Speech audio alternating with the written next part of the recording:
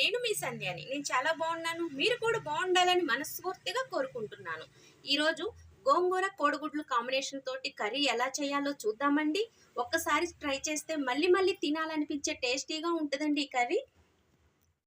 గోంగూరని నేను ఒక కట్ట తీసుకున్నానండి. దీన్ని వాటర్లో పెట్టి నీట్గా వాష్ చేసుకుందాము.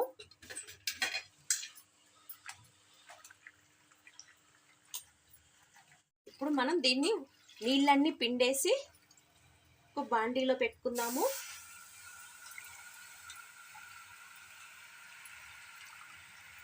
పచ్చిమిర్చి కూడా వేసుకుందామండి.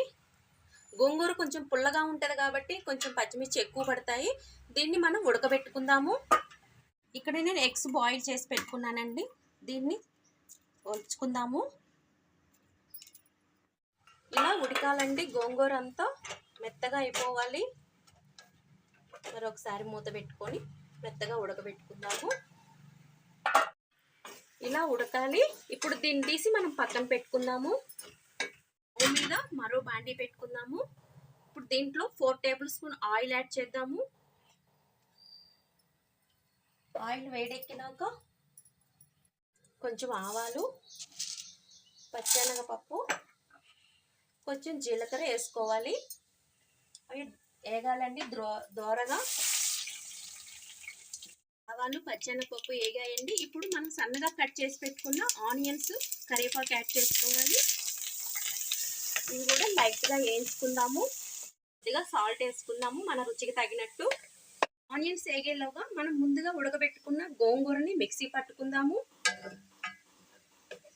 మిక్సీ పెట్టుకున్నానండి. దీన్ని ఇప్పుడు పక్కన పెట్టేద్దాము. ఇప్పుడు ఆనియన్స్ లో కొద్దిగా పసుపు యాడ్ చేద్దాము. కొద్దిగా అల్లం వెల్లుల్లి పేస్ట్ యాడ్ చేద్దాము. అల్లం వెల్లుల్లి పచ్చివాసన పోయేదాకా వేయించుకుందాము. మనం ముందుగా ఉడకబెట్టుకున్న ఎగ్స్ కూడా యాడ్ చేద్దాము.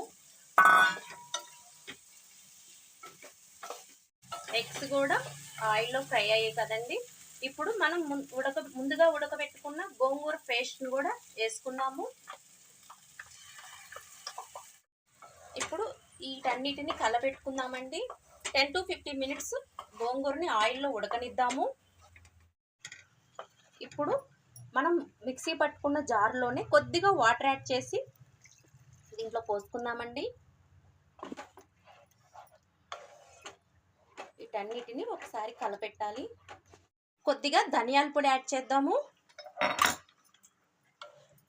మొత్తం ఒకసారి కలపెట్టేసి ఆయిల్ అంతా పైకి వచ్చేదాకా ఉడకనిద్దామండి. చూడండి, ఆయిల్ అంతా పైకి వచ్చేసింది. ఇప్పుడు మనం దీన్ని ఒక సర్వింగ్ బౌల్లో తీసుకుందాము. ఇంతేనండి, మన గోంగూర కోడిగుడ్లు కర్రీ రెడీ అయింది. దీన్ని రోటీలోకి కానీ రైస్లోకి కానీ తీసుకోవచ్చని చాలా బాగుంటుంది. ఒకసారి మీరు కూడా ట్రై చేసి ఎలా ఉందో కామెంట్ సెక్షన్లో చెప్పడం మర్చిపోకండి. ఓకేనా? ఈ వీడియో కనుక మీకు నచ్చినట్లయితే లైక్ చేయండి, షేర్ చేయండి, సబ్స్క్రైబ్ చేసుకోండి. ప్లీజ్ లైక్ చేయండి. Thank you.